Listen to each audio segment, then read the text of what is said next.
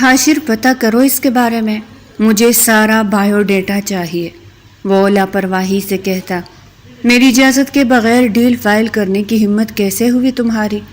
ارحام خان کی آواز سنتے ہی پورے حال میں خاموشی چھا گئی۔ سامنے کھڑا مافیا ڈون بمشکل اپنی سانسیں بحال رکھے ہوئے تھا۔ ارحام میری بات سن لو، میں بعد میں سنتا ہوں۔ ارحام نے میز پر پڑی پستول اٹھا کر انگلیوں میں گھمائی۔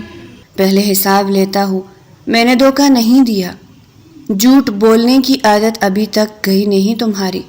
ارحام کے ہونٹوں پر خطرناک مسکراہٹ پھیل گئی۔ شہر میں ایک ہی بادشاہ رہ سکتا ہے اور وہ میں ہوں۔ اگلے ہی لمحے اس کے آدمیوں نے پورا حال گھیر لیا۔ کسی میں ہمت نہیں تھی کہ ایک قدم بھی ہلائے۔ وہ آہستہ آہستہ اپنے مخالف کے قریب آیا۔ یاد رکھنا، میرے کاروبار میں مقابلہ کرنے والے زندہ رہ سکتے ہیں لیکن غداری کرنے والے نہیں۔ وہ ایک طرف ہٹا اور اپنے آدمیوں سے صرف ایک لفظ کہا، نمٹاؤ۔ چیخوں کی آواز دروازہ بند ہوتے ہی دب گئی۔ ارحام ایسے کڑے جیسے کچھ ہوا ہی نہ ہو۔ اپنی گھڑی پر وقت دیکھا اور کوٹ سیدھا کیا۔ حاشر، جی باس، آج رات دبئی کی فلائٹ ہے، صبح لندن کی میٹنگ ہے اور شام تک وہ نئی ماڈل میرے پینٹ ہاؤس میں ہونی چاہیے۔ حاشر نے سر ہلایا، اوکے باس، جیسا آپ چاہے۔ ارحام نے سگریٹ کا آخری کش لیا اور راکھ ایش ٹرے میں جاڑی اور ہاں، اس نے ٹھنڈی نگاہ حاشر پر ڈالی۔ جس کمپنی نے کل ہماری آفر ٹکرائی تھی، صبح تک اس کے شیئرز آدھی قیمت پر ہونے چاہیے۔ سمجھ گیا باس، اس کا ہر سرمایہ کار میرے ساتھ نظر آنا چاہیے اور اگر کوئی ضد کرے۔ وہ چند لمحے کو خاموش ہوا، تو اسے ضد کی قیمت بھی یاد دلا دینا۔ اوکے باس۔ حاشر فوراً فون ملانے لگا۔ ارحام شیشے کی دیوار کے سامنے جا کھڑا ہوا۔ نیچے پورا شہر روشنیوں میں نہایا ہوا تھا۔ وہ ہلکا سا مسکرایا، جیسے یہ پورا شہر اس کی مٹھی میں قید ہو۔ بزنس کی دنیا میں لوگ اسے کامیاب سرمایہ کار کہتے تھے۔ انڈر ورلڈ میں اس کا نام سنتے ہی بڑے بڑے مافیا اپنے میٹنگز منسوخ کر دیتے تھے۔ وہ کبھی خالی دھمکیاں نہیں دیتا تھا، جو کہتا تھا وہ کر کے دکھاتا تھا۔ اسی لیے دشمن اس سے نفرت کم اور خوف زیادہ کرتے تھے۔ باس، حاشر نے فون بند کرتے ہوئے کہا، دبئی والا کنسائنمنٹ محفوظ پہنچ گیا ہے لیکن وکٹر موریس پھر سے حصہ بڑھانے کا مطالبہ کر رہا ہے۔ ارحام کے چہرے پر تمسخر بھری مسکراہٹ پھیل گئی۔ اسے لگتا ہے وہ میرے برابر کھڑا ہو سکتا ہے، شاید، تو پھر اسے حقیقت یاد دلاؤ۔ کیسے باس؟ ارحام نے کوٹ کے بٹن بند کیے اور آہستہ سے بولا، اس کی تینوں ڈیلز بند کروا دو۔ اس کے سارے خریدار آج رات میرے ساتھ ہوں گے۔ اگر پھر بھی نہ مانا، اس نے پرسکون لہجے میں جواب دیا، پھر میں خود جاؤں گا۔ حاشر جانتا تھا ارحام خان کا میں خود جاؤں گا کہنا کسی کے زوال کا اعلان ہوتا تھا۔ اسی لمحے ارحام کا فون بجا۔ اسکرین پر ایک لڑکی کا نام چمک رہا تھا۔ اس نے کال دیکھی، ہلکا سا کہکہا لگایا اور بغیر ریسیو کیے فون بند کر دیا۔ باس، وہ پچھلے 3 دن سے آپ سے ملنے کی ضد کر رہی ہے، حاشر نے کہا۔ کل کوئی اور ہوگی، ارحام نے بیزاری سے جواب دیا۔ مجھے محبت، وعدوں اور رشتوں سے دلچسپی نہیں۔ لوگ میرے ساتھ وقت گزارنے کا خواب دیکھتے ہیں اور میں لوگوں کے نام تک یاد نہیں رکھتا۔ یہ کہہ کر وہ لفٹ کی طرف بڑھ گیا۔ اسے کیا معلوم تھا کہ بہت جلد قسمت اس کی زندگی میں ایک ایسی لڑکی لانے والی ہے جو نہ اس کے نام سے مرغوب ہوگی، نہ اس کی دولت سے اور نہ ہی اس کی دہشت سے۔ وہ پہلی لڑکی ہوگی جو اس کے سامنے جھکے گی نہیں، بلکہ اسے اپنے آپ سے سوال کرنے پر مجبور کر دے گی۔ لفٹ سے اترتے ہی وہ اس عمارت سے باہر آ گیا۔ اس کی گاڑی دور پارکنگ ایریا میں کھڑی تھی۔ اس عمارت کے بالکل ساتھ ہی ایک بہت بڑا شاپنگ مال تھا۔ اس سے پہلے کہ وہ اپنی گاڑی کی طرف بڑھتا، اس کے ساتھ ہی کوئی ٹکرایا تھا۔ ٹکرانے کی وجہ سے وہ 2 قدم پیچھے ہٹ گیا تھا اور اپنے سامنے کھڑی اس لڑکی کو دیکھ رہا تھا جس نے جھک کر نیچے سے موبائل اٹھایا۔ اندھے ہو یا یہ بلی جیسی آنکھیں بٹن فٹ کیے ہوئے ہے؟ وہ اپنا موبائل اٹھاتے ہوئے غصے سے سامنے کھڑے شخص کو گھورنے لگی۔ ارحام خان کا پہلے ہی پارا بہت ہائی تھا۔ وہ اس لڑکی کو گھور کر رہ گیا تھا۔ مان نہ مان میں تیرا مہمان۔ خاموشی سے اس لڑکی کو دیکھ رہا تھا اور وہ بولے چلی جا رہی تھی۔ خاص طور پر اب اسے غصہ آیا تھا جب اس نے اس کی خوبصورت براؤن آنکھوں کو بھلی جیسی آنکھیں کہا تھا۔ حالانکہ آج سے پہلے اسے جو بھی لڑکی ملی تھی وہ اس کی آنکھوں کی دیوانی ہو چکی تھی۔ کچھ لمحے خاموشی سے اسے کھڑے رہ کر دیکھنے کے بعد وہ اپنی گاڑی کی طرف بڑھا، مگر وہ پھر سے پھرتی سے اس کے سامنے آ گئی۔ تمہاری وجہ سے میرا فون ٹوٹا ہے، اس کا حساب تو میں لے کر رہوں گی۔ جا کہاں رہے ہو تم؟ وہ اس کے سامنے دونوں ہاتھ پھیلا کر کھڑی ہو گئی۔ بدلے میں اس نے پھر سے اسے گھورا اور ایک سائڈ سے ہوتا ہوا نظر انداز کرتا گزرا تو وہ اس کے پیچھے بھاگی تھی۔ اپنے فون کا حساب تو میں تم سے لے کر رہوں گی، او مسٹر رکو۔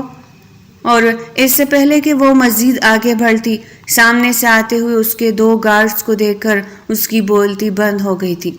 اس کے گارڈز کے ہاتھوں میں بندوقیں تھی اور یوں لگ رہا تھا جیسے وہ کوئی عام انسان نہ ہو۔ وہ اس بات سے بھی انجان تھی کہ یہ گناہ کی دنیا کا بادشاہ ایک بہت بڑا گینگسٹر ارحام خان ہے، جس کے بارے میں اکثر وہ نیوز میں سنا کرتی تھی۔ بندوق اٹھائے ہوئے گارڈز کو دیکھ کر اس نے فوراً ہی اپنا بیان بدلا۔ کوئی بات نہیں، میں خود ٹھیک کروا لوں گی۔ وہ اٹک اٹک کر بولتی ہوئی وہاں سے نکل گئی۔ اس کا دل زور زور سے دھڑک رہا تھا، لیکن اس کو اپنے قریب سے جاتے ہوئے ارحام خان نے دیکھا تھا۔ جب وہ آنکھوں سے دور ہو گئی تو اس نے اپنے پیچھے سے آتے ہوئے حاشر کو دیکھتے ہوئے کہا، حاشر، اس لڑکی کے بارے میں سارا بایو ڈیٹا نکالو، مجھے اس کے بارے میں ساری انفارمیشن چاہیے۔ یہ کہتا ہوا وہ لاپرواہی سے اپنی گاڑی کی طرف بڑھ گیا، جبکہ پیچھے کھڑے حاشر کو اب یہ احساس ہو گیا تھا کہ شاید اب کی بار شامت اس لڑکی کی آئی تھی۔ وہ جانتا تھا کہ وہ ایک بہت بڑا گینگسٹر ہے، کسی لڑکی کا بایو ڈیٹا نکلواتا ہے تو اس کے ساتھ کیا ہوتا ہے یہ اچھی طرح سے جانتا تھا۔ جی سر، یہ کہتے ہوئے وہ بھی اس کے ساتھ ہی بیٹھ گیا تھا۔ شام کے سائے آہستہ آہستہ پھیلنے لگے تھے اور اس لڑکی سے ملے آج اسے دوسرا دن تھا۔ اسے آفس میں بیٹھے بیٹھے اپنا موبائل اٹھایا تھا کہ اس پر حاشر کی کال آنے لگی۔ ہاں حاشر بولو، ابھی تمہیں کال کرنے والا تھا۔ اس لڑکی کے بارے میں بایو ڈیٹا نکالا یا نہیں؟ ازلی سنجیدہ لہجے میں بولتا ہوا وہ اٹھ کر اپنی کرسٹل وال کے سامنے آ کھڑا ہوا تھا، جہاں سے سارا شہر واضح طور پر دکھائی دیتا تھا۔ جی سر، آپ کے کہنے سے پہلے ہی میں نے اس کے بارے میں سارا ڈیٹا نکلوا لیا، اور سب سے اہم بات یہ ہے کہ کل جو آپ کی کمپنی میں انٹرویوز ہو رہے ہیں ان میں انٹرویو دینے والی وہ لڑکی بھی ارادہ رکھتی ہے۔ یہ بات سن کر اس کے چہرے پر ایک طنزیہ مسکراہٹ ابھری تھی۔ چلو ٹھیک ہے، پھر اسے یہ ہرگز پتہ نہیں چلنا چاہیے کہ یہ کمپنی میری ہے، ورنہ وہ یہاں کبھی نہیں آئے گی۔ ہر طرف سے محتاط رہنا۔ اسے کسی بھی قیمت پر اس بات کا پتہ نہیں چلنا چاہیے کہ یہ کمپنی میری ہے، اور میں بہت بڑا بزنس مین ہونے کے ساتھ ساتھ ایک گینگسٹر بھی ہوں۔ یہ کہتے ہوئے اس نے فون بند کر دیا تھا۔ فون کو کرسٹل وال کے ساتھ پڑے صوفے پر پھینکتے ہوئے اس نے اپنے دونوں ہاتھ اس دیوار پر ٹکائے اور مسکراتے ہوئے نیچے جھانکا۔ اب آئے گا مزہ لٹل گھر، یہ کہتے ہوئے اس نے ایک سکون کا سانس لیا تھا۔ وہ آج تک کسی بھی کام سے بے مراد نہیں رہا تھا۔ اس نے جو چاہا تھا وہی پایا تھا، تو پھر یہ تو ایک چھوٹی سی معمولی سی لڑکی تھی جس نے اس کے ساتھ بدتمیزی کی تھی، اس کا بدلہ تو اسے لینا ہی تھا۔ صبح کے 10 بج چکے تھے جب وہ اپنے آفس میں بیٹھا آنے والے لوگوں کے انٹرویو لے رہا تھا کہ اچانک ہی حاشر نے آ کر اس کے کان میں سرگوشی کی۔ سر، وہ آ چکی ہے، اگر آپ کہیں تو اسے میں بلا لوں اندر؟ سر، ایک اور بات، اس کے بابا کا ایکسیڈنٹ ہو گیا ہے اور وہ کل ہی ہوا تھا۔ اس کے بابا اس وقت ICU میں ہے، ان کے علاج کے لیے اسے 20 لاکھ تک کی ضرورت ہے، جس کی وجہ سے وہ جاب کرنا چاہتی ہے۔ اس کی ایک چھوٹی بہن ہے اور ایک ماں ہے، اس کے علاوہ اس کے گھر میں کوئی بھی نہیں ہے۔ اس کے بابا بیمار پڑے ہیں تو آپ آگے خود سمجھدار ہیں۔ میرے خیال سے سب کچھ ہماری مرضی کے مطابق ہو رہا ہے۔ حاشر نے بھی شرارتی مسکراہٹ کے ساتھ کہا تو اس نے ہاں میں سر ہلایا۔ ٹھیک ہے، اسے بلاؤ، اور تم خود باہر ہی رہنا، میں اسے اکیلے میں بات کروں گا۔ حاشر اس کی بات پر سر جھکاتا ہوا باہر نکل آیا تھا۔ مس نینتھارا، آپ کی باری آ گئی ہے، جائیے، آپ کو سر بلا رہے ہیں۔ یہ کہتے ہوئے حاشر ایک سائڈ پر ہو کر کھڑا ہو گیا تھا۔ وہ اندر داخل ہوئی تھی۔ اس نے اپنے گرد ایک بہت بڑی سی شال لپیٹ رکھی تھی۔ سرخ چہرہ اور سوجی ہوئی آنکھیں ظاہر کر رہی تھی کہ وہ تمام رات روتی رہی تھی۔ اس نے دروازے پر دستک دی تو اندر سے آواز آئی، آ جائیے۔ دروازے کے ہینڈل پر ہاتھ رکھتے ہوئے اسے دھکیلا اور قدم قدم چلتی ہوئی میز کے ساتھ ہی پڑی کرسی کے ساتھ کھڑی ہو گئی۔ سامنے بیٹھا ہوا شخص اپنی کرسی پر اس کی طرف پشت کیے بیٹھا تھا۔ السلام علیکم سر۔ اس نے بڑے ہی شریفانہ انداز میں سلام کیا تو اس نے ایک دم سے اپنی کرسی پھیری اور اپنا رخ اس کے سامنے کیا تو سامنے کھڑی لڑکی کو یوں لگا جیسے اس کے پیروں تلے سے زمین نکل گئی ہو۔ وہ بے اختیار ایک قدم پیچھے ہٹی۔ آپ؟ اس کی آنکھیں کھلی کی کھلی رہ گئی تھی۔ جی وعلیکم السلام۔ بیٹھیے مس نینتارا۔ اس نے سنجیدہ مسکراہٹ کے ساتھ اسے کرسی پر بیٹھنے کے لیے کہا، مگر اب وہ ساکت ہو چکی تھی۔ سامنے بیٹھے ہوئے شخص کو دیکھ کر اسے یوں لگا جیسے اس کے سر پر آسمان ٹوٹ پڑا ہو۔ اس نے دعا کی تھی کہ یہ انسان اسے دوبارہ نہ ملے، کیونکہ اس کے ساتھ چلنے والے گارڈز، اس کی گاڑیاں، سب کچھ جس طرح اشارہ کر رہا تھا وہ یہ تھا کہ یہ کوئی بہت بااثر شخص تھا۔ اور جس قدر اس نے منہ کھول کر اسے یہ کہا تھا کہ بلی جیسی آنکھیں رکھنے والا ہے، یا پھر اس کی آنکھوں کو بلی جیسا کہنے کے ساتھ ہی بٹن بھی کہہ دیا تھا۔ اس کے بابا کہا کرتے تھے کہ بڑے لوگوں سے پنگا نہیں لینا چاہیے، کیونکہ بڑے لوگ چھوٹے لوگوں کو ذلیل کر کے رکھ دیتے ہیں۔ اور اب اسے احساس ہو رہا تھا کہ اس نے وہی کام کر دیا تھا۔ Sorry sir. وہ بنا کچھ سوچے سمجھے بولی تو اس نے پھر سے مسکراتے ہوئے بیٹھنے کے لیے کہا تو وہ خاموشی سے بیٹھ گئی، لیکن شرمندگی سے لب کاٹ رہی تھی۔ اپنی گود میں پڑے ہوئے اس کے دونوں ہاتھوں کی انگلیاں وہ ایک دوسرے میں پیوست کیے ہوئے تھی، کبھی انہیں مروڑتی اور کبھی پیوست کر لیتی۔ اسے یوں بیٹھا دیکھ کر ایک فاتحانہ مسکراہٹ سامنے بیٹھے رام کے ہونٹوں پر بکھر گئی۔ تو بتائے مس نینتارا، کیسا لگ رہا ہے ایک بلی جیسی آنکھوں والے انسان کے سامنے مجبور اور بے بس ہونا؟ وہ ویسے ہی طنز سے بولا تو سامنے بیٹی نینتارا نے پلکیں اٹھا کر اس کی طرف دیکھا۔ وہ 3 دن پہلے والی لڑکی سے یکسر مختلف لگ رہی تھی۔ سر معاف کیجیے، مجھے نہیں معلوم تھا کہ وہ آپ ہیں، اور پتہ نہیں کیسے یہ سب کہہ گئی۔ مجھے یقین ہے کہ آپ مجھے اپنی کمپنی میں جاب نہیں دیں گے، اس وجہ سے میں آپ سے کہوں گی بھی نہیں، کیونکہ میں نے آپ کے ساتھ بہت بدتمیزی کی تھی۔ سوری سر، اگر مجھے پتہ ہوتا تو میں کبھی یہاں نہ آتی۔ یہ کہتا ہوا اس نے اپنا بیگ اٹھایا اور کھڑی ہوئی تھی کہ اس کے کانوں میں سامنے بیٹھے شخص کی آواز پڑی، تو اپنے بابا کو ایسے ہی بیماری کی حالت میں چھوڑ دے گی آپ؟ اس کمپنی سے ریجیکٹ ہوئی تو باقی کسی کمپنی میں آپ کو جاب نہیں مل سکے گی۔ شاید آپ یہ نہیں جانتی کہ یہ کمپنی اس شہر کی سب سے بڑی کمپنی ہے۔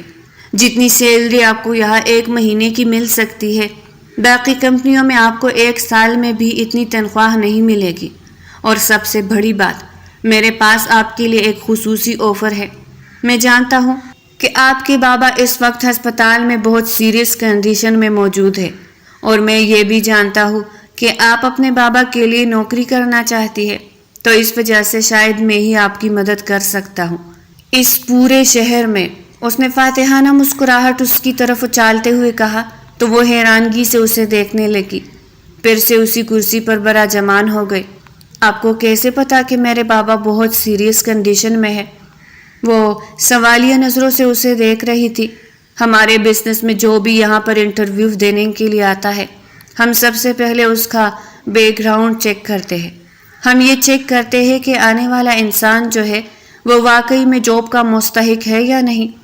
اور دوسری بات، آپ کے حوالے سے تو ویسے بھی میں نے بہت سارا ڈیٹا نکلوایا ہے۔ شاید آپ نہیں جانتی کہ میں کون ہوں۔ میں ارحام خان ہوں، اس شہر کا سب سے بڑا بزنس ٹائکون، اور اس کے ساتھ ہی ایک ایسا گینگسٹر ہوں جس کے ساتھ تھوڑی سی غلطی کرنے پر انسان کو موت کے گھاٹ اتار دیا جاتا ہے۔ پھر آپ نے تو میرے ساتھ بہت بدتمیزی کی تھی، اس کا حساب بھی تو لینا ہے مجھے آپ سے۔ اب کی بار اس کا لہجہ سنجیدہ ہو گیا تھا، اور سامنے بیٹھی لڑکی کا حلق سوکھ کر کانٹا ہونے لگا تھا۔ خیر، میرے پاس آپ کے لیے 2 آپشن موجود ہے۔ ایک یہ کہ آپ نوکری لیے بغیر واپس مڑ جائے اور اپنے باپ کو اپنی آنکھوں کے سامنے مرتا دیکھے، اور دوسری بات یہ کہ آپ اس کانٹریکٹ پر سائن کر لیں۔ یہ کانٹریکٹ؟ یہ نکاح نامہ ہے، آپ کو میرے ساتھ نکاح کرنا ہوگا اور جس طرح میں کہوں گا ویسے ہی کرنا ہوگا۔ اس کے بدلے میں آپ کو وہ ساری قیمت عطا کروں گا جس کی آپ کو ضرورت ہے آپ کے بابا کے علاج کے لیے۔ اس کی آنکھوں سے آنسو بہنے لگے تھے۔ یہ کس جگہ پر آ کر وہ پنس چکی تھی۔ سر، میں اپنی بدتمیزی پر معافی چاہتی ہوں، مگر میں ایسا ہرگز نہیں کروں گی۔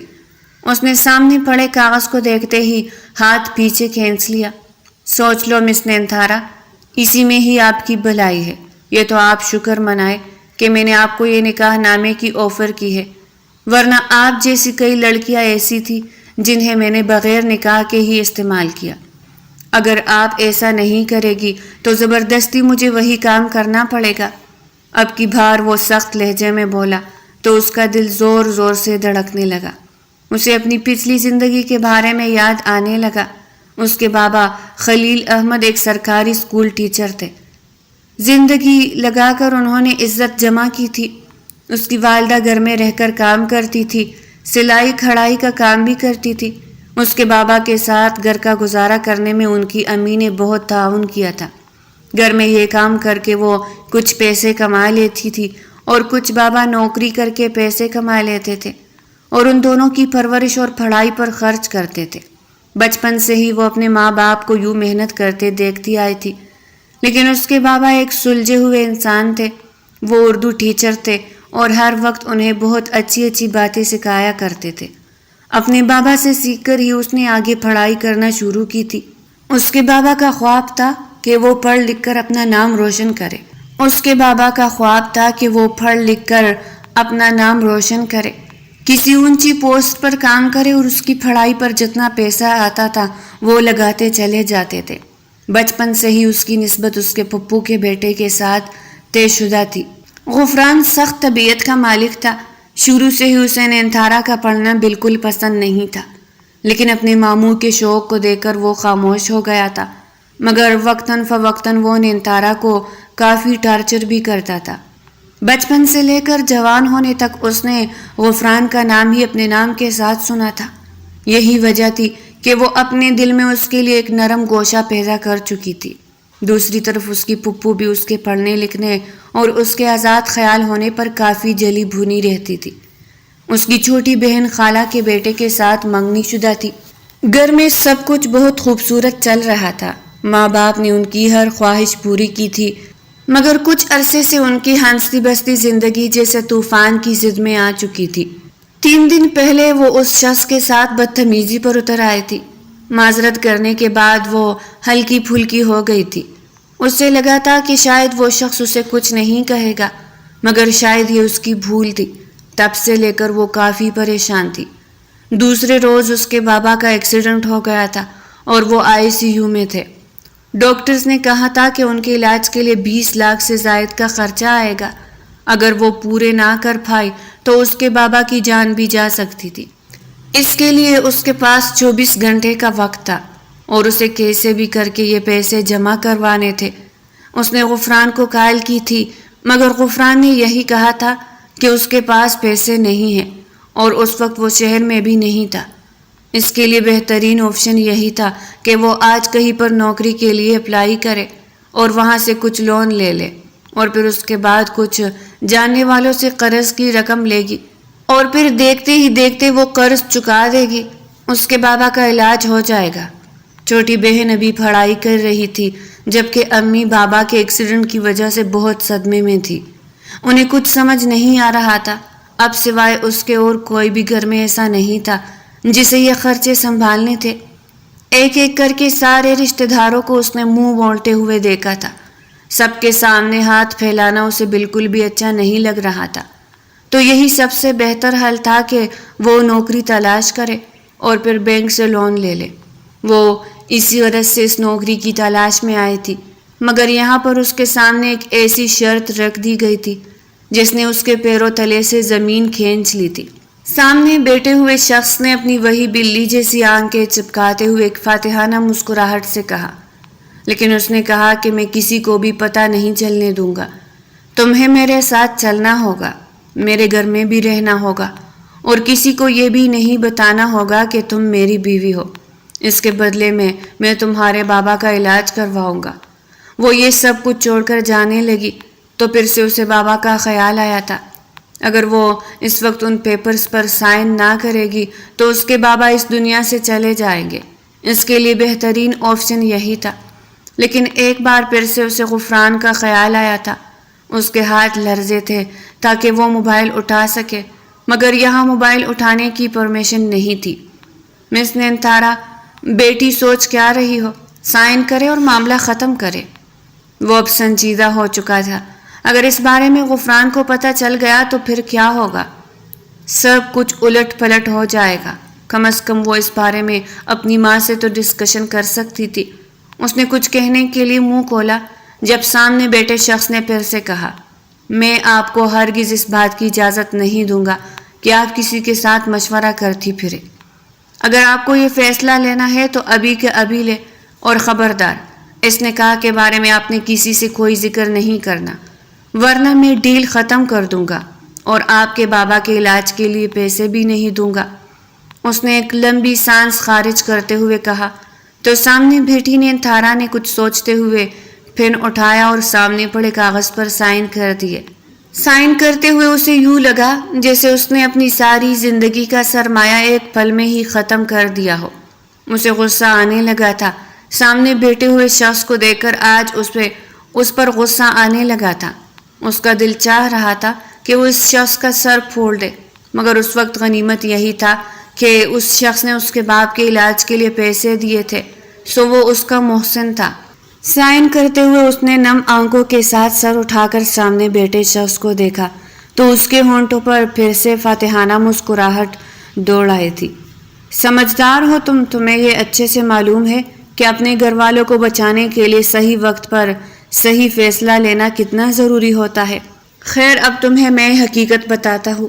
تمہیں میرے ساتھ میرے گھر چلنا ہوگا اور جو میں کہوں گا وہی کرنا ہوگا, کیونکہ اب اس کانٹریکٹ کے مطابق تم میری بیوی ہو اور میں نے تمہیں پیسے دیے ہیں جس کی وجہ سے تم نے یہ کانٹریکٹ سائن کیا ہے. سو اب تم میرے حکم کی محتاج ہو. اگر میری مرضی ہوئی تو تم یہاں سے جا سکتی ہو, نہ ہوئی تو تم کہیں جا نہیں سکتی. تمہارے بابا کا جو بھی ہاسپٹل ہے مجھے پتا ہے, اس کے جو بھی ڈاکٹر ہے وہ مجھے معلوم ہے, ان کا علاج ہو جائے گا. اور اگر تم نے کوئی ایسا ویسا کام کرنے کی کوشش کی تو تمہیں پتا ہونا چاہیے کہ سب سے پہلے تمہارے بابا کو اڑاؤں گا, اس کے بعد تمہاری ماں کو, اس کے بعد تمہاری ماں کو, اس کے بعد تمہارے ہونے والے منگیتر کو, اور اس کے بعد تمہاری بہن کو تڑپا تڑپا کر تمہیں ماروں گا. وہ اس کی آنکھوں میں دیکھتا غصے سے بولا تو اس کی روح کام گئی. نہیں, جیسا آپ بولیں گے میں ویسا ہی کروں گی, اس نے جلدی سے کہا تو سامنے بیٹھے شخص نے عجیب نظروں سے اسے دیکھا. تو پھر ٹھیک ہے. یہ کہتے ہوئے اس نے ایک فون اٹھایا اور حاشر کو کھال کی. آج تک کے سبھی انٹرویوز ختم کر دو, کیونکہ میں نے انٹرویو کے لیے سلیکٹ کر لیا ہے. ان کو بولو کہ اگلے مہینے پھر سے اسامیاں خالی ہوگی اور میں وہ لوگ انٹرویوز دے سکتے ہیں. آج کی جاب ہو چکی ہے. یہ کہتے ساتھ ہی اس نے یہ بھی کہا کہ اب آفس کو مکمل خالی کر دو. سارا آفس خالی ہو گیا تھا, اب صرف وہ دونوں بچے تھے. اس نے جلدی سے اپنے لیپ ٹاپ پہ کچھ ٹائپ کیا جبکہ اس کے سامنے کالی چادر میں ملبوس نینتارا آنکھوں میں آنسو لے اس شخص کو دیکھ رہی تھی. اس کے موبائل پر پھر سے ایک گھنٹی بجی تھی. ارے یار, کیا مصیبت ہے, اس نے اپنے ماتھے پر ہاتھ لگاتے ہوئے کہا اور فوراً سے کال پک کر لی. وہ اس کی ہر حرکت کو دیکھ رہی تھی. کیا مصیبت ہے؟ جب میں تمہیں کہہ رہا ہوں کہ میں تم سے بات نہیں کر سکتا تو نہیں کر سکتا. جو کچھ مجھے تم سے چاہیے تھا وہ مجھے مل گیا ہے. اب مجھے تمہاری کوئی ضرورت نہیں ہے. اب میری زندگی میں کوئی اور لڑکی آ چکی ہے. جب تک اس سے دل نہیں بھرتا میں تب تک اور کسی سے نہیں ملوں گا, اور تم سے تو بالکل بھی نہیں ملوں گا, کیونکہ تم سے میرا دل بھر چکا ہے, اور جہاں سے دل بھر جائے میں وہاں تھوکتا بھی نہیں ہوں. دفع ہو جاؤ, اب دوبارہ مجھے کال کرنے کی ضرورت نہیں. اس نے غصے سے کہا تھا. آگے سے کسی لڑکی کے رونے کی آواز آ رہی تھی. مگر اس نے فون کٹ کر دیا تھا۔ اس لمحے نینتارا کو یوں لگا تھا جیسے یہ شخص اس دنیا کا سب سے خبیث انسان ہے۔ اسے اس شخص پر بہت غصہ آیا تھا، مگر اس وقت وہ اس پر اپنا غصہ نکال نہیں سکتی تھی۔ فی الحال وہ اس کے حکم کی تابع تھی۔ اس کے حکم سے وہ اٹھی اور اس عمارت سے باہر آ جائے گی۔ وہ اسے اپنی گاڑی میں ساتھ بٹھاتا ہوا گاڑی بھگا لے گیا۔ تقریباً آدھے گھنٹے بعد گاڑی ایک عالیشان عمارت کے سامنے رکی تھی۔ یہ عمارت کسی گھر کی نہیں تھی، کوئی بہت بڑا بنگلہ، جیسے کوئی عام فارم ہاؤس، بلکہ فارم ہاؤس سے بھی کہیں زیادہ خوبصورت تھا۔ ایسا بنگلہ اس نے اپنی زندگی میں پہلی بار دیکھا تھا۔ ایسا بنگلہ اس نے اپنی زندگی میں گاڑی کے رکتے ہی بڑے سے گیٹ پر کھڑے گارڈز فوراً سیدھے ہو کر کھڑے ہو گئے۔ ارحام جو ابھی تک حیرت سے اس عمارت کو دیکھ رہی تھی، نیچے اترو۔ اس کی سرد آواز سن کر وہ چونکی اور جلدی سے گاڑی کا دروازہ کھول کر باہر آ گئی۔ اس کے قدم جیسے زمین میں گڑ گئے تھے۔ سامنے سفید پتھروں سے بنا وسیع و غلیظ بنگلہ کسی شاہی محل کا منظر پیش کر رہا تھا۔ ہر طرف قیمتی پودے، پھوارے اور لمبے لمبے درخت تھے۔ اسے لگا وہ خواب دیکھ رہی ہے۔ چاروں طرف دیکھتے ہوئے بولی، یہ آپ کا گھر ہے؟ اس کے منہ سے بے اختیار نکلا، ہاں، اور اب تمہارا بھی، ارحام نے بے تاثر لہجے میں کہا اور اندر کی طرف بڑھ گیا۔ جبکہ اس کی یہ بات سن کر نینتارا کے دل میں عجیب سی گھبراہٹ پیدا ہوئی۔ یہ گھر جتنا خوبصورت تھا اتنا ہی خوفناک بھی لگ رہا تھا۔ وہ نہیں جانتی تھی کہ آگے زندگی نے اس کے لیے کیا لکھا ہے۔ اندر داخل ہوتے ہی کئی ملازمین قطار بنا کر کھڑے ہو گئے۔ ویلکم سر، سب نے ایک ساتھ کہا۔ ارحام نے ان کی طرف دیکھے بغیر سیڑھیوں کی طرف قدم بڑھا دیے۔ شائستہ، اس کی آواز پر تقریباً 50 سالہ ایک خاتون فوراً آگے آئی۔ جی سر، آج سے یہ یہاں رہے گی، اوپر والے ونگ کا دوسرا کمرہ تیار کروا دو، اس نے جلدی میں سنجیدہ لہجے میں کہا تو شائستہ نے حیرت سے نینتارا کو دیکھا، لیکن سوال کرنے کی ہمت نہ ہوئی۔ جی سر، ارحام واپس مڑا اور پہلی بار اس کی آنکھوں میں دیکھتے ہوئے بولا، سنو لڑکی، اس گھر میں میری مرضی کے بغیر کوئی فیصلہ نہیں ہوتا۔ تمہاری بھی کوشش یہی ہونی چاہیے کہ مجھے شکایت کا موقع نہ ملے۔ نینتارا نے خاموشی سے سر ہلا دیا۔ وہ جانتی تھی کہ اس وقت بحث کرنا بیکار تھا۔ کمرے میں داخل ہوتے ہی اس کی آنکھیں حیرت سے پھیل گئی۔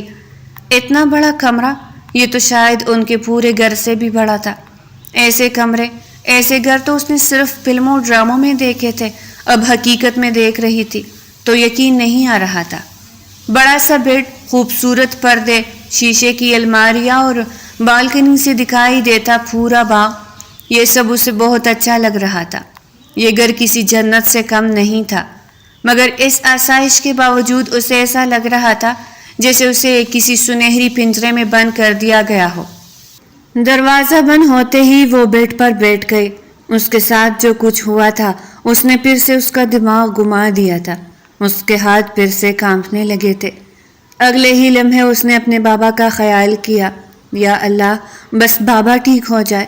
میں نے یہ سب اپنے بابا کے لیے تو کیا ہے، یا بس انہیں ٹھیک کر دے۔ اس نے نم آنکھوں سے دعا کی تھی۔ اسی لمحے دروازے پر دستک ہوئی۔ شائستہ اندر داخل ہوئی۔ بیٹا، کچھ کھا لو؟ نینتارا نے نفی میں سر ہلایا۔ بھوک نہیں ہے۔ شائستہ چند لمحے اسے دیکھتی رہی۔ تم پہلی لڑکی ہو جو یہاں آئی ہو، وہ ڈری ہوئی لگ رہی ہو۔ نینتارا نے چونک کر اسے دیکھا۔ کیا مطلب؟ شائستہ فوراً سنبھل کر بولی، کچھ نہیں، میرا مطلب ہے سر کے قریب آنے والے لوگ عموماً طاقت سے مغرور ہوتے ہیں۔ تم خوفزدہ لگ رہی ہو۔ یہ کہہ کر وہ باہر نکل گئی، مگر نینتارا کے ذہن میں ان کے الفاظ گونجتے رہے۔ ایک طرف اس عورت کی یہ باتیں، دوسری طرف اس شخص کا اس لڑکی سے ایسے لہجے میں بات کرنا اسے جھنجھوڑ رہا تھا۔ دوسری طرف ارحام اپنی اسٹڈی روم میں بیٹھا تھا۔ اس کے سامنے حاشر کھڑا تھا۔ سر، خلیل احمد صاحب کی سرجری کی تیاری ہو چکی ہے۔ وہ ہاتھ باندھے ادب سے بولا، بہترین ڈاکٹر ہونا چاہیے۔ ارحام نے فائل بند کرتے ہوئے کہا۔ حاشر چند لمحے خاموش رہا، پھر سوچتے ہوئے بولا، سر، اگر برا نہ مانے تو ایک بات پوچھوں؟ ارحام نے نظریں اٹھا کر اسے حیرت سے دیکھا۔ پوچھو۔ آپ واقعی اس لڑکی سے صرف بدلہ لینا چاہتے ہیں؟ اس کی بات پر کمرے میں خاموشی چھا گئی۔ ارحام کی آنکھوں میں عجیب سی چمک ابھری۔ پہلے تو یہی چاہتا تھا اور اب؟ حاشر نے ہمت کر کے پوچھ لیا۔ ارحام کرسی سے ٹیک لگا کر بیٹھ گیا۔ اب میں خود نہیں جانتا۔ اس کی بات پر وہ خوشی سے باہر نکل گیا۔ رات کے تقریباً 11 بج رہے تھے۔ نینتارا کو نیند نہیں آ رہی تھی۔ وہ بالکنی میں کھڑی آسمان کو دیکھ رہی تھی کہ اچانک نیچے باغ میں اسے ایک سایہ دکھائی دیا۔ وہ غور سے دیکھنے لگی۔ وہ ارحام تھا، مگر حیرت کی بات یہ تھی کہ اس کے ہاتھ میں شراب یا سگریٹ نہیں تھا۔ وہ ایک پرانے درخت کے نیچے خاموش کھڑا تھا۔ اس کے چہرے پر پہلی بار وہ غرور نہیں تھا جو ہمیشہ نظر آتا تھا، بلکہ اس کے اندر ایک عجیب سی اداسی دکھائی دے رہی تھی۔ نینتارا چند لمحے اسے دیکھتی رہی، پھر اچانک ارحام نے سر اٹھایا۔ ان دونوں کی نظریں مل گئی۔ نینتارا نے اسے اپنی طرف دیکھتا پایا تو فوراً پیچھے ہٹ گئی۔ اس کا دل زور زور سے دھڑکنے لگا تھا۔ اگلی صبح ناشتے کی میز پر پہلی بار دونوں آمنے سامنے بیٹھے تھے۔ میز پر بے شمار کھانے موجود تھے، مگر نینتارا کو کچھ اچھا نہیں لگ رہا تھا۔ بابا کیسے ہے یہی پوچھنا چاہتی ہو نا؟ ارحام نے اچانک پوچھا تو وہ چونک گئے۔ آپ کو کیسے پتا کہ میں یہی سوچ رہی ہوں؟ اسے حیرت کا شدید جھٹکا لگا تھا۔ میں نے ڈاکٹر سے بات کی تھی، اس نے بالکل سادہ انداز میں جواب دیا۔ نینتارا چند لمحے خاموش رہی۔ سرجری کامیاب ہو گئی ہے، ارحام نے مزید کہا۔ اس کی آنکھوں میں فوراً آنسو آ گئے۔ واقعی؟ وہ خوشی سے اچھلی تھی۔ ہاں، اس کے لبوں سے بے اختیار نکلا۔ شکریہ۔ ارحام نے پہلی بار اس کی طرف غور سے دیکھا۔ تم عجیب لڑکی ہو۔ وہ حیرت سے اسے دیکھ رہا تھا۔ کیوں؟ وہ اس کی بات پہ سوالیہ انداز میں پوچھنے لگی۔ میں نے تمہیں مجبور کیا، تمہاری زندگی بدل دی، پھر بھی تم مجھے شکریہ کہہ رہی ہو۔ وہ اس پہ نظریں جمائے بیٹھا تھا۔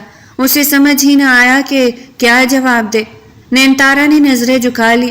کیونکہ آپ نے میرے بابا کی جان بچائی ہے۔ کچھ سوچتے ہوئے اس نے جھکی نظروں سے کہا تو یہ سن کر ارحام چند لمحے خاموش رہا۔ پتہ نہیں کیوں اس کے دل میں پہلی بار عجیب سی چبھن محسوس ہوئی۔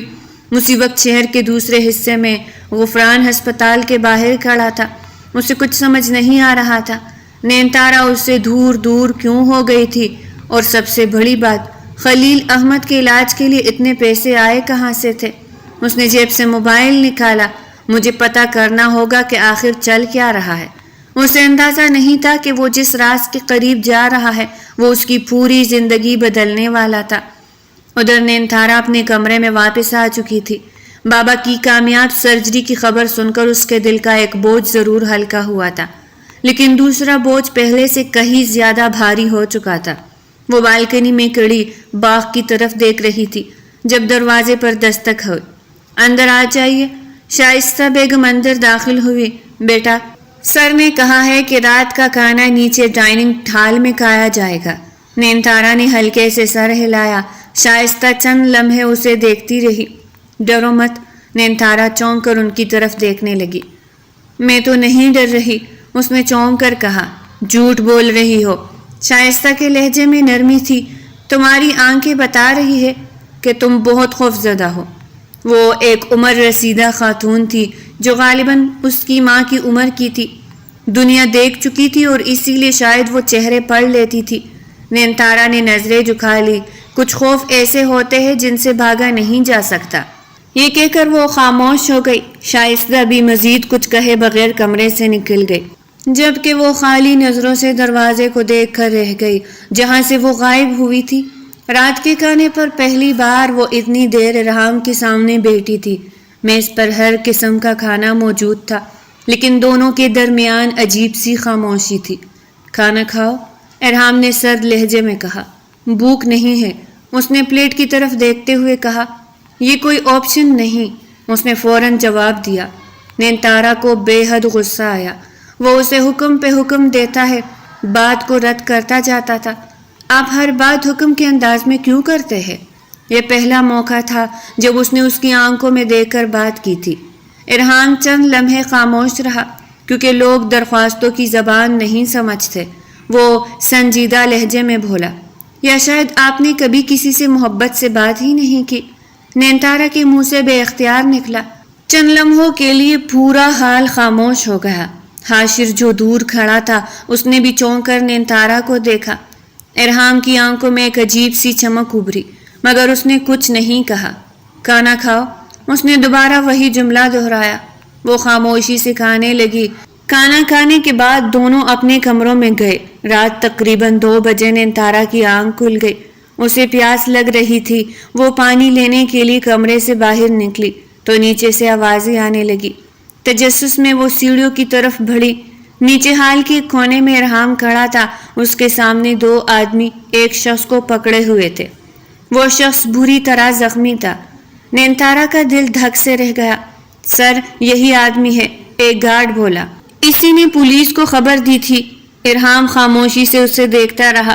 زخمی آدمی کانپ رہا تھا۔ ہاتھ جوڑتے ہوئے وہ قدموں میں بیٹھا منت کرنے لگا۔ مجھے معاف کر دے سر، وہ روتے ہوئے بولا۔ میری بیٹی بیمار تھی، مجھے پیسوں کی ضرورت تھی۔ وہ اپنی غلطی آنسو کے ساتھ قبول کر رہا تھا۔ نینتارا کو لگا اب ارحام اسے قتل کر دے گا، مگر اگلے ہی لمحے ارحام نے کہا، تمہاری بیٹی کی عمر کتنی ہے؟ سب حیران رہ گئے۔ 7 سال، وہ شخص روتے ہوئے بولا۔ علاج ہو گیا؟ اس نے مختصر پوچھا۔ نہیں سر۔ ارحام نے اپنی جیب سے چیک بک نکالی اور ایک رقم لکھ دی۔ اس کی بیٹی کا علاج کرواؤ۔ سب ساکت رہ گئے۔ اور اسے چھوڑ دو۔ گارڈ حیرت سے اسے دیکھنے لگے۔ سر، اس نے دھوکہ دیا ہے۔ ارحام کا لہجہ یکدم سرد ہو گیا۔ میں نے کہا چھوڑ دو۔ وہ غصے سے غرایا تھا۔ اگلے ہی لمحے سب نے سر جھکا لیا۔ نینتارا اوپر کھڑی یہ منظر دیکھ رہی تھی۔ اسے پہلی بار سمجھ نہیں آیا کہ یہ آدمی حقیقت میں ہے کیا چیز۔ اگلی صبح اس کے فون پر اس کی امی کی کال آئی۔ بیٹا، دوسری طرف سے روتی ہوئی آواز آئی۔ الحمدللہ، تمہارے بابا خطرے سے باہر ہے۔ نینتارا کی آنکھیں بھر آئی۔ امی، بابا کیسے ہے؟ اس نے نم آنکھوں سے پوچھا تھا۔ اب پہلے سے بہتر ہے۔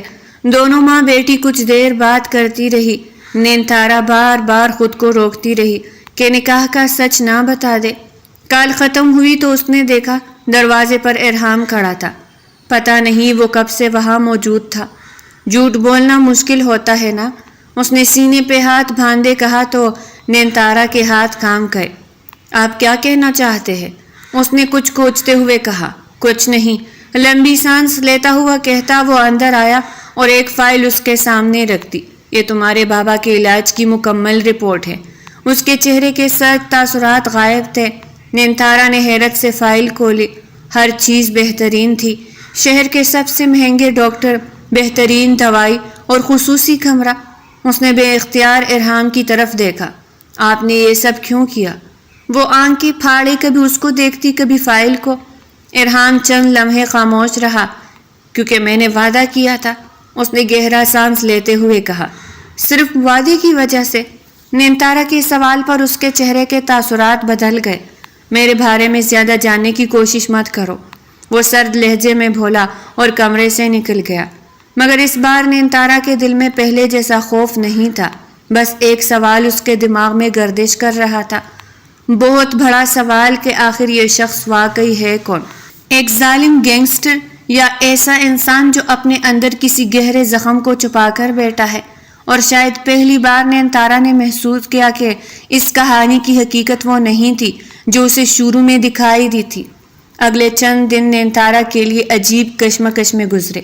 جب بھی اسے ارحام کی طرف کھنچاؤ محسوس ہوتا تو وہ خود کو یاد دلاتی کہ یہ وہی شخص ہے جس نے اسے مجبور کیا تھا، جس نے اس کی کمزوری کا فائدہ اٹھایا تھا، جس نے اس کے باپ کی بیماری کو اپنے مقصد کے لیے استعمال کیا تھا۔ مگر دوسری طرف وہ جب بھی ہسپتال سے بابا کی رپورٹس دیکھتی یا امی کی خوشی بھری آواز سنتی تو اس کے ذہن میں سوال پیدا ہو جاتا کہ اگر ارحام واقعی اتنا برا تھا تو وہ یہ سب کیوں کر رہا تھا؟ اس روز وہ باغ میں بیٹھی تھی جب شائستہ بیگم اس کے پاس آ کر بیٹھ گئی۔ بیٹا، تم پہلے سے کچھ بہتر لگ رہی ہو۔ نینتارا ہلکا سا مسکرائی، مگر وہ مسکراہٹ پھیلی تھی جس میں کچھ بھی حقیقی نہیں تھا۔ کوشش کر رہی ہوں۔ شائستہ چند لمحے خاموش رہی۔ مجھے پتا ہے آپ ارحام سر کے بارے میں سوچ رہی ہے، میں بتاتی ہوں آپ کو۔ سر بچپن سے ایسے نہیں تھے۔ نینتارا فوراً چونک گئی۔ اسے کیسے پتا تھا کہ وہ وہی سوچ رہی ہے؟ پر میں نے تو کچھ پوچھا بھی نہیں، وہ حیرت سے بولی۔ मगर तुम्हारे चेहरे पर सवाल लिखे हुए है। वो संजीदा थी। नैनतारा खामोश हो गई। उनकी माँ बहुत अच्छी खातून थी। सर उनसे बहुत मोहब्बत करते थे।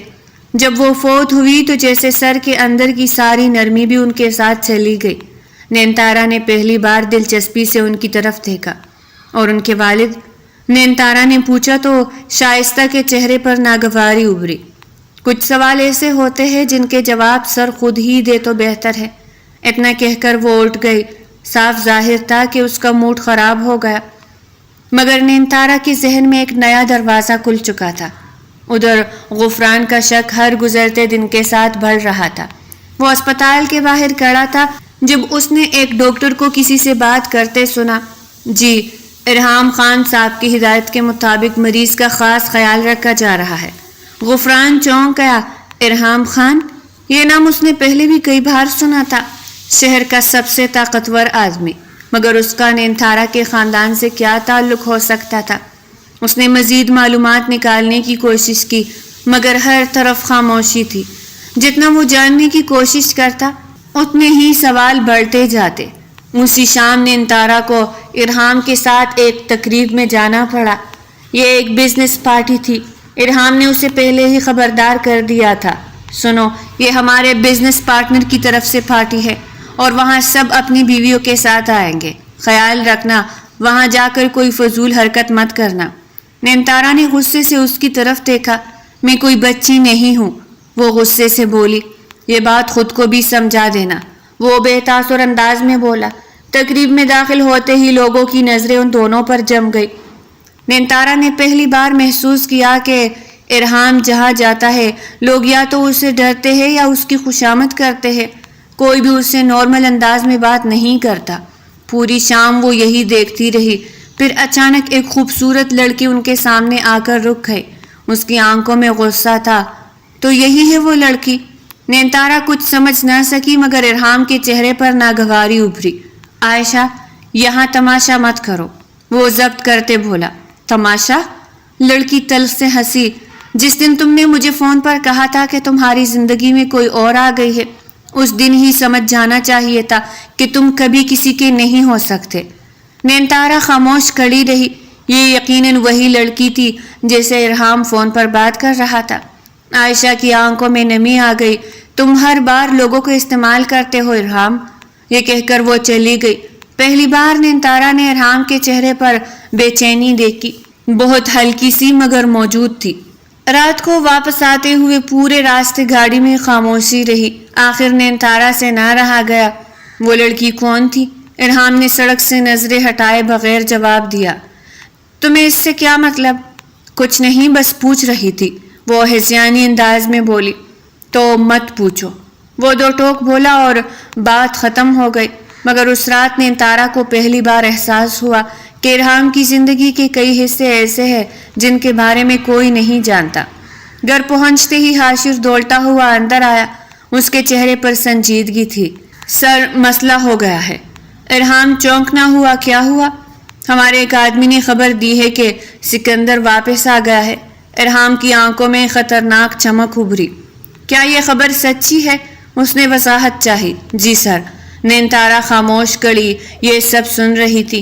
वो नहीं जानती थी कि सिकंदर कौन है, मगर हाशिर के चेहरे के तासुरात बता रहे थे कि मामला मामूली नहीं। अपने सब लोगों को अलर्ट कर दो, इरहाम ने सख्त लहजे में कहा, और किसी भी कीमत पर उसे मेरे घर के करीब ना आने देना। हाशिर हुक्म की तामील करते फौरन चला गया। नैनतारा ने पहली बार इरहाम के चेहरे पर हकीकी तशवीश देखी। ये सिकंदर कौन है? उसने आहिस्ता से पूछा। कुछ लम्हे खामोशी रही। फिर इरहाम ने उसकी तरफ देखा। वो वाहिद आदमी है जो मुझे मरवाना चाहता है। नैनतारा का दिल एकदम धड़क उठा। और उसे अंदाजा हो गया कि शायद अब उसकी जिंदगी पहले से कहीं ज्यादा खतरनाक होने वाली है। नैनतारा के दिल में एक अनजाना सा खौफ पैदा हो गया था। वो चाहती थी कि सिकंदर के बारे में मजीद पूछे, मगर इरहाम के चेहरे के तासुरात देखकर खामोश रह गई। उस रात पूरे घर की फिजा बदली बदली सी थी। गार्ड्स की तादाद पहले से बढ़ गई थी। बाहर सिक्योरिटी मजीद सख्त कर दी गई थी। हत्ता कि शाइस्ता बेगम भी गैर मामूली तौर पर परेशान दिखाई दे रही थी। نینتارا اپنے کمرے میں بیٹھی تھی جب اچانک اسے نیند آنے لگی۔ وہ پانی پینے کے لیے باہر نکلی تو دور اسٹڈی روم کی لائٹ جلتی نظر آئی۔ دروازہ مکمل بند نہیں تھا۔ اندر ارحام اور حاشر بات کر رہے تھے۔ سر، اگر سکندر کو نینتارا کے بارے میں پتہ چل گیا تو مسئلہ ہو جائے گا۔ نینتارا کے قدم وہی رک گئے۔ اسے پتہ نہیں چلنا چاہیے۔ ارحام کا لہجہ سخت تھا، لیکن سر، وہ آپ کی ہر کمزوری تلاش کرتا رہتا ہے۔ چند لمحے خاموشی رہی، پھر ارحام کی آواز آئی، نینتارا میری کمزوری نہیں ہے۔ پتہ نہیں کیوں یہ جملہ سن کر نینتارا کے دل میں ایک عجیب سی چبھن ہوئی۔ اس نے فوراً خود کو جھڑکا۔ وہ آخر اس سے کیا توقع کر رہی تھی؟ یہ سب تو ایک معاہدہ تھا، صرف ایک معاہدہ۔ اگلی صبح وہ ہسپتال گئی۔ خلیل احمد اب پہلے سے کافی بہتر تھے۔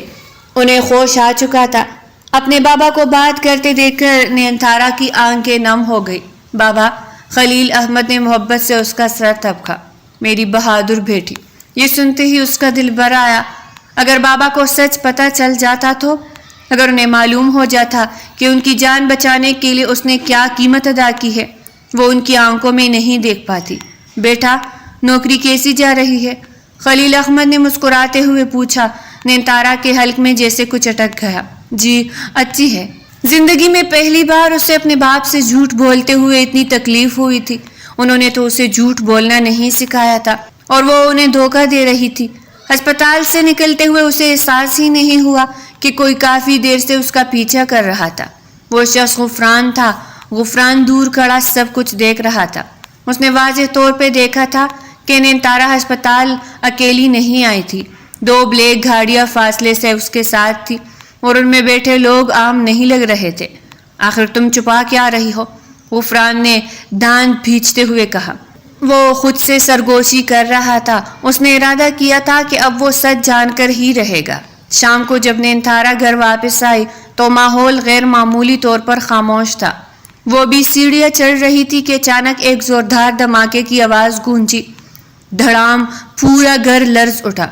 یا اللہ! نینتارا خوف زدہ ہو کر وہی رک گئی۔ اگلے ہی لمحے ہر طرف بھاگ دوڑ شروع ہو گئی۔ سر، حملہ ہو گیا۔ گیٹ پر فائرنگ ہو رہی ہے۔ کسی کی چیخ سنائی دی۔ نینتارا کے چہرے کا رنگ اڑ گیا۔ اس نے زندگی میں پہلی بار اصل گولیاں چلنے کی آواز سنی تھی۔ چاروں طرف یہی آواز۔ نینتارا کے ہاتھ کانپنے لگے۔ اچانک کسی نے اس کا بازو مضبوطی سے پکڑا۔ وہ خوفزدہ ہو کر مڑی۔ ارحام اس کا بازو تھامے کھڑا تھا۔ اس کے چہرے پر پریشانی واضح تھی۔ میرے ساتھ آؤ، اس نے سخت لہجے میں کہا۔ یہ کیا ہو رہا ہے؟ نینتارا کی آواز کانپ رہی تھی۔ سوال مت کرو، بس چلو۔ وہ اسے تقریباً کھینچتا ہوا اوپر لے گیا۔ کمرے کے اندر پہنچ کر اس نے دروازہ بند کیا۔ جب تک میں واپس نہ آؤں یہاں سے باہر نہیں نکلنا۔ وہ اسے سختی سے تنبیہ کر رہا تھا، لیکن وہ فوراً بولی۔ خوف سے اس کا دل دھڑک رہا تھا۔ اس کے رونگٹے کھڑے ہو گئے تھے۔ میں نے کہا باہر نہیں نکلنا۔ اس بار اس کی آواز اتنی سخت تھی کہ نینتارا خاموش ہو گئی۔ ارحام مڑا اور تیزی سے باہر نکل گیا۔ نینتارا کا دل بری طرح دھڑک رہا تھا۔ وہ دروازے کے ساتھ لگ کر کھڑی ہو گئی۔ باہر مسلسل فائرنگ کی آوازیں آ رہی تھی۔ چند منٹ گزرے، پھر اچانک سب بند ہو گیا اور گھر میں خاموشی چھا گئی۔ اتنی خاموشی کہ اسے اپنا دل دھڑکتا ہوا سنائی دینے لگا۔ اسی لمحے اسے احساس ہوا کہ دروازہ پوری طرح لاک نہیں ہوا تھا۔ اس نے آہستہ سے دروازہ کھولا۔ کوریڈور خالی تھا۔ اس کے قدم خود بخود آگے بڑھنے لگے۔ خوف سے کھامتا وہ سیڑھیوں تک پہنچی اور پھر اس نے نیچے کا منظر دیکھا۔ ہال کے درمیان ایک زخمی آدمی گھٹنوں کے بل بیٹھا تھا۔ اس کے گرد گارڈز کھڑے تھے اور سامنے ارحام کھڑا تھا۔ اس کے سفید شرٹ کی آستین پر خون لگا ہوا تھا۔ نینتارا کا سانس رک گیا۔ کیا آپ زخمی ہیں؟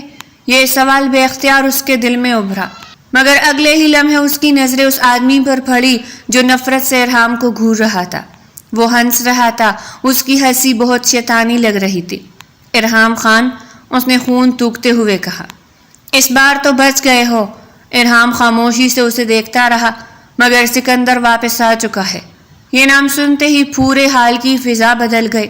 گارڈز مزید چوکس ہو گئے اور پہلی بار نینتارا نے دیکھا کہ ارحام کی آنکھوں میں واقعی ایک خود کا احساس لہرا رہا تھا۔ سکندر سے کہنا۔ ارحام آہستہ آہستہ اس آدمی کے قریب گیا۔ میں اس کا انتظار کر رہا ہوں۔ اگلے لمحے وہ آدمی بے ہوش ہو کر زمین پر گر گیا اور نینتارا کو محسوس ہوا کہ وہ جس دنیا میں قدم رکھ چکی ہے وہاں کی فضا ایسے خطرناک طوفانوں سے بھرپور ہے۔ اس رات پورے گھر میں بے چینی پھیلی ہوئی تھی۔ حاشر مسلسل فون پر مصروف تھا جبکہ ارحام اپنے اسٹڈی روم میں بند تھا۔ نینتارا اپنے کمرے میں تھی مگر نیند اس کی آنکھوں سے کوسوں دور تھی۔ صبح ہوتے ہی اس نے ہسپتال جانے کی ضد کی۔ ارحام نے پہلے انکار کیا مگر پھر مان گیا۔ 2 گاڑیوں کے ساتھ وہ ہسپتال پہنچی تو خلیل احمد پہلے سے کافی بہتر تھے۔ اپنے باپ کو مسکراتے دیکھ کر اس کی آنکھوں میں آنسو آ گئے۔ بابا آپ ٹھیک ہے نا؟ خلیل احمد نے محبت سے اس کا ہاتھ تھام لیا۔ الحمدللہ بیٹا، اللہ نے نئی زندگی دے دی۔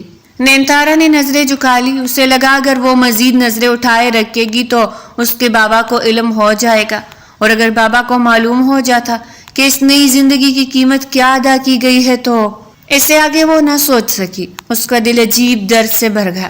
اسی دوران دروازہ کھلا۔ غفران اندر داخل ہوا۔ نینتارا کے چہرے کا رنگ بدل گیا۔ غفران کی نظریں سیدھی اس پر جمی ہوئی تھی۔ صاف ظاہر تھا کہ وہ غصے میں ہے۔ مجھے تم سے بات کرنی ہے۔ اس کا لہجہ غیر معمولی حد تک سنجیدہ تھا۔ نینتارا سمجھ گئی کہ کچھ نہ کچھ ضرور ہو چکا ہے۔ چند منٹ بعد دونوں ہسپتال کے لان میں کھڑے تھے۔ کون ہے ارحام خان؟ غفران کے سوال پر نینتارا کا دل دھک سے رہ گیا۔ وہ خاموش رہی۔ میں پوچھ رہا ہوں کون ہے وہ؟ غفران کی آواز بلند ہو گئی۔ اور تم اس کے ساتھ کیوں رہ رہی ہو؟ نینتارا نے آنکھیں بند کر لی۔ آخرکار وہ لمحہ آ ہی گیا تھا جس کا اسے بہت ڈر تھا۔ بابا کے علاج کے لیے، وہ انگلیاں مروڑتے بولے۔ غفران چند لمحے اسے سمجھ ہی نہ سکا کیا مطلب، اور پھر نینتارا نے اسے سب کچھ بتا دیا۔ ہر وہ مجبوری جس نے اسے اس مقام تک پہنچایا تھا۔ سب کچھ سننے کے بعد غفران کے چہرے کا رنگ بدل گیا۔ تم نے مجھ سے کہا کیوں نہیں؟ وہ شرمندہ ہوا تھا۔ نینتارا کی آنکھوں میں آنسو آ گئے۔ میں نے کہا تھا۔ غفران خاموش ہو گیا۔ اس کے پاس کوئی جواب ہی نہیں تھا۔ میں نے تم سے مدد مانگی تھی۔ اس بار نینتارا کی آواز ٹوٹ گئی۔ اور تم نے انکار کر دیا۔ غفران کے پاس کوئی جواب نہیں تھا۔ شرمندگی اسے لے کر ڈوب رہی تھی۔ کچھ دیر وہ خاموشی سے وہاں سے چلا گیا۔ نینتارا نے پہلی بار محسوس کیا کہ کچھ رشتے وقت سے نہیں مشکل وقت سے پہچانے جاتے ہیں۔ اسی شام ارحام کے فون پر ایک کال آئی۔ کال سنتے ہی اس کا چہرہ بدل گیا۔ کیا کہا تم نے؟ حاشر گھبرا کر اس کے سامنے آ کھڑا ہوا۔ سر، حاشر نے سوالیہ کہا۔ ارحام نے مٹھی بھینچ لی۔ سکندر نے حرکت کر دی ہے۔ اسی لمحے نینتارا کو احساس ہوا کہ کچھ بہت برا ہونے والا ہے، اور اسے اندازہ نہیں تھا کہ آنے والے چند گھنٹے اس کی پوری زندگی بدلنے والے تھے۔ کیا ہوا ہے؟ نینتارا نے بے چینی سے پوچھا۔ ارحام نے چند لمحے اس کی طرف دیکھا مگر جواب نہ دیا۔ وہ پریشان تھا۔ حاشر، سب لوگوں کو تیار کرو، وہ چیختے ہوئے بولا۔ جی سر۔ حاشر فوراً باہر نکل گیا۔ نینتارا کا دل عجیب خوف سے بھر گیا تھا۔ ارحام، آخر ہوا کیا ہے؟ یا یہ شاید پہلی بار تھا کہ اس نے اسے نام لے کر پکارا۔ ارحام چند لمحے خاموش رہا، پھر بولا، سکندر کو ہمارے ایک گودام کا پتہ چل گیا ہے۔ اس نے تحمل سے جواب دیا۔ تو اسے لگا یہ معمولی بات ہے، تو اس کا مطلب ہے کہ وہ اب مجھ تک پہنچنے کی کوشش کرے گا۔ نینتارا کچھ کہنا چاہتی تھی مگر ارحام جا چکا تھا۔ اس رات تقریباً 12 بجے نینتارا اپنے کمرے میں تھی جب اچانک لائٹ چلی گئی۔ پورا گھر اندھیرے میں ڈوب گیا۔ وہ چونک کر کھڑی ہو گئی۔ یہ کیا؟ اس کا جملہ مکمل بھی نہ ہوا تھا کہ پیچھے سے کسی نے اس کے منہ پر ہاتھ رکھ دیا۔ نینتارا کی چیخ گلے میں ہی دب گئی۔ آواز مت نکالنا۔ ایک اجنبی مرد کی آواز اس کے کانوں میں پڑی۔ اس کا دل بری طرح دھڑکنے لگا۔ اس نے خود چھڑانے کی کوشش کی مگر 2 آدمیوں نے اسے مضبوطی سے پکڑ لیا۔ چند لمحوں بعد وہ بے ہوش ہو چکی تھی۔ جب اسے ہوش آیا تو اس کے ہاتھ بندھے ہوئے تھے۔ چاروں طرف ویرانی تھی۔ سامنے ایک کرسی پر ایک شخص بیٹھا تھا۔ گہری سیاہ آنکھیں، چہرے پر خطرناک مسکراہٹ لیے وہ اسے ہی دیکھ رہا تھا۔ آخر جاگ ہی گئی آپ؟ وہ شیطانی مسکراہٹ لیے بولا۔ نینتارا کا دل کام کرا۔ کون ہو تم؟ وہ چلائے، جبکہ وہ ہنسنے لگا۔ میں وہ ہوں جسے ارحام خان برسوں سے ڈھونڈ رہا ہے۔ نینتارا کا سانس رک گیا۔ ایک ہی نام اس کے دماغ میں گردش کرنے لگا، سکندر۔ وہ بے یقینی سے بولی۔ سکندر نے ہنستے ہوئے تالیاں بجائی۔ واہ، میرا نام بھی جانتی ہو؟ وہ ایک شیطان لگ رہا تھا۔ نینتارا خاموش ہو گئی۔ تمہیں پتا ہے تم یہاں کیوں ہو؟ اس نے کرسی سے اٹھتے ہوئے پوچھا۔ کیونکہ تم ارحام خان کی کمزوری بن چکی ہو۔ نینتارا نے چونک کر اسے دیکھا۔ میں اس کی کمزوری نہیں ہوں، وہ مضبوطی سے بولی تو سکندر زور سے ہنسا۔ یہی بات ارحام بھی کرتا ہے۔ وہ اس کے قریب آ گیا، مگر آج وہ ضرور آئے گا۔ وہ ایسے یقین سے بولا جیسے وہ سب جانتا ہو۔ ادھر ارحام کا غصہ قابو سے باہر ہو رہا تھا۔ میں نے کہا تھا اس کی حفاظت کرو۔ اس کی دھاڑ پورے کمرے میں گونجی۔ کوئی سر اٹھا کر دیکھنے کی ہمت نہیں کر رہا تھا۔ سب ملازمین اور گارڈ سر جھکائے کھڑے تھے۔ حاشر کے چہرے پر بھی پریشانی تھی۔ سر، ہمارے آدمیوں نے لوکیشن ٹریس کر لی۔ ارحام فوراً اس کی طرف مڑا۔ کہاں ہے؟ حاشر نے موبائل دکھاتے ہوئے جگہ بتائی۔ ارحام نے فوراً بندوق اٹھائی۔ ہم ابھی نکل رہے ہیں، وہ حکم دیتا باہر نکلا۔ تقریباً 1 گھنٹے بعد وہ مطلوبہ جگہ پہنچ چکا تھا۔ ویران فیکٹری، چاروں طرف خاموشی۔ یہاں سکندر اپنے آدمیوں کے ساتھ موجود تھا۔ نینتارا اب بھی بندی ہوئی تھی۔ اچانک باہر فائرنگ کی آواز گونجی تو سکندر مسکرایا۔ وہ آ گیا۔ اس نے آنکھ مارتے ہوئے کہا۔ اگلے ہی لمحے پورا علاقہ گولیوں کی آواز سے گونج اٹھا۔ ارحام اپنے آدمیوں کے ساتھ اندر داخل ہو چکا تھا۔ ہر طرف بھاگ دوڑ مچ گئی۔ نینتارا کا دل زور زور سے دھڑک رہا تھا۔ اس نے پہلی بار کسی کو اپنی جان خطرے میں ڈالتے دیکھا تھا۔ وہ صرف اسے بچانے کے لیے یہاں تک آیا تھا۔ کچھ ہی دیر بعد ارحام اور سکندر آمنے سامنے تھے۔ میں جانتا تھا تم آؤ گے، سکندر نے اطمینان سے کہا، اور میں جانتا تھا تم چھپ نہیں سکو گے۔ تو اب تیار ہو جاؤ انجام کے لیے، ارحام نے سرد لہجے میں جواب دیا۔ اگلے ہی لمحے دونوں کے درمیان فائرنگ شروع ہو گئی۔ نینتارا خوف سے کانپ رہی تھی۔ اسی دوران سکندر کے ایک آدمی نے پیچھے سے بندوق اٹھائی۔ اس کا رخ سیدھا نینتارا کی طرف تھا۔ نینتارا چیخ بھی نہ سکی۔ ارحام، اس کی آواز فضا میں گونجی۔ ارحام نے مڑ کر دیکھا اور اگلے ہی لمحے اس نے خود کو اس کے سامنے کر دیا۔ گولی چل گئی۔ ٹھاک کی آواز کے ساتھ نینتارا کی چیخ نکل گئی۔ ارحام کے جسم سے خون بہنے لگا، مگر اس نے پھر بھی بندوق اٹھائی اور سکندر پر فائر کر دیا۔ سکندر زمین پر گر گیا۔ اس کے آدمی بھاگنے لگے۔ چند منٹ بعد سب ختم ہو چکا تھا، مگر نینتارا کے لیے دنیا رک گئی تھی۔ ارحام زمین پر گرا ہوا تھا، خون مسلسل بہہ رہا تھا۔ ارحام، اس کی آواز ٹوٹ رہی تھی۔ پہلی بار اس کی آنکھوں سے بہنے والے آنسو کسی مجبوری کے لیے نہیں تھے، بلکہ اس شخص کے لیے تھے جسے وہ کھونا نہیں چاہتی تھی۔ کچھ نہیں ہوگا تمہیں، وہ روتے ہوئے بولی۔ ارحام نے مشکل سے آنکھیں کھولی اور ہلکی سی مسکراہٹ اس کے لبوں پر آ گئی۔ تم رو رہی ہو؟ نینتارا پھوٹ پھوٹ کر رونے لگی۔ چپ کرے۔ ارحام نے پہلی بار اس کے چہرے کو اس طرح دیکھا جیسے اسے یاد رکھنا چاہتا ہو، اور پھر اس کی آنکھیں بند ہو گئی۔ حاشر اور چند دوسرے گارڈز بھاگ کر آئے اور اسے اٹھایا، اور پھر نینتارا کو بولا، جلدی سے ہسپتال چلو۔ وہ پوری طاقت سے چلائی تھی۔ ہسپتال کے باہر نینتارا پوری رات بیٹھی رہی۔ اسے پہلی بار احساس ہوا تھا کہ نفرت اور محبت کے درمیان فاصلہ شاید اتنا زیادہ نہیں ہوتا جتنا انسان سمجھتا ہے، اور شاید پہلی بار وہ اپنے دل کی حقیقت سے بھاگ نہیں پا رہی تھی۔ صبح کی اذان کے ساتھ ہی ڈاکٹر آپریشن تھیٹر سے باہر آیا۔ نینتارا فوراً اپنی جگہ سے کھڑی ہو گئی۔ ڈاکٹر، وہ کیسے ہے؟ وہ ڈاکٹر کو حسرت سے دیکھ رہی تھی۔ ڈاکٹر نے ماسک اتارتے ہوئے ہلکی سی مسکراہٹ اس کی طرف اچھالی۔ خطرہ ٹل گیا ہے، گولی وقت پر نکالی گئی ہے، اب وہ خطرے سے باہر ہے۔ نینتارا نے بے اختیار آنکھیں بند کر کے شکر ادا کیا۔ پوری رات سے اس کے سینے پہ سر رکھا ہوا بوجھ جیسے اچانک ہلکا ہو گیا۔ حاشر بھی قریب ہی کھڑا تھا۔ اس نے پہلی بار نینتارا کو اس طرح روتے دیکھا تھا۔ سر ٹھیک ہو جائیں گے، اس نے دھیرے سے تسلی والے انداز میں کہا۔ نینتارا نے سر ہلا دیا، مگر اس کی آنکھوں سے آنسو پھر بھی نہیں رک رہے تھے۔ 2 دن بعد ارحام کو ہوش آ گیا۔ جب اس نے آنکھیں کھولی تو کمرے میں عجیب سی خاموشی تھی۔ اس کی نظر سب سے پہلے سامنے بیٹھی نینتارا پر پڑی۔